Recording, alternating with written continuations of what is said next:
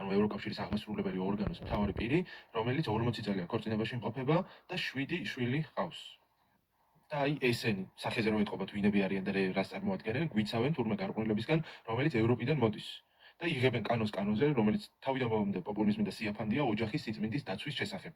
საკუთარი ოჯახები როგორ დაულაგებიათ და თურმე ქვეყანას იცავენ ევროპული გარყვნილებისგან. და ეს არის რობერტა მეცოლა, ევროპარლამენტის პრეზიდენტი, რომელიც 20 წელია ქორწინებაშია და 4 შვილი ჰყავს. აი ასეთი და ამხელა გარყვნილებისგან გვიცავს უპატიოსნესი კახაკალაძე, რომელსაც სამაგალითო პირადი ცხოვრება აქვს. და გაინტერესებთ რობერტა მეცოლა, ევროპარლამენტის პრეზიდენტი ქალი, რომელი ქვეყნიდან არის, აი რუკაზე ხედავთ მალტას, რომელიც კუნძულოვანი სახელმწიფო არის, საქართველოზე 220 ჯერ პატარა, მაგრამ ჩვენზე 3 ჯერ უფრო მდიდარი. და ამ ქვეყნის მალტას მოქალაქე ქალი, რომელსაც 4 შვილი ჰყავს, ხდება ევროპარლამენტის პრეზიდენტი. აი ეს არის ევროკავშირი და ამას გვართმევს ქართული ოცნება, რომ ევროპის ქვეყნებში მრავალშვილიან დედებს შეუძლიათ, რომ დაიკავონ უმაღლესი თანამდებობები არა მხოლოდ საკუთარ ქვეყანაში, არამედ მთლიანად ევროპის კონტინენტზე.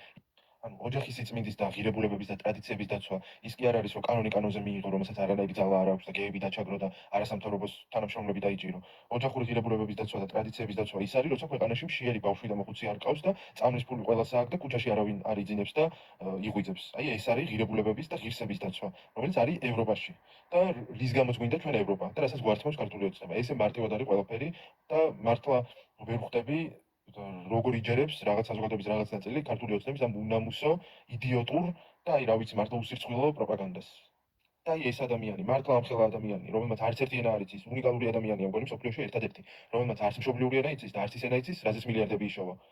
ამდენი წელია ქვეყანას მართავს და ყველა პრობლემა რაც ამ ქვეყანაშია, სიღარიბე, ცუდი ჯანდაცვა, ცუდი განათლება, კორპუსი ჩამოინგრევა თუ ფასადი დაგეცემა თუ რომელი ერთი პრობლემა ჩამოთვალო, ჯერ ნაცების ბრალი იყო, მერე deep state-ის ბრალი იყო, მერე გლობალური ომის პარტიის ბრალი იყო, მერე გეების ბრალი იყო, მერე არასამთავრობოების ბრალი იყო, მერე ამერიკის კონგრესის ბრალი იყო, ბაიდენის brალი იყო, ევროკავშირის ბრალი იყო, ევროპის ბრალი იყო.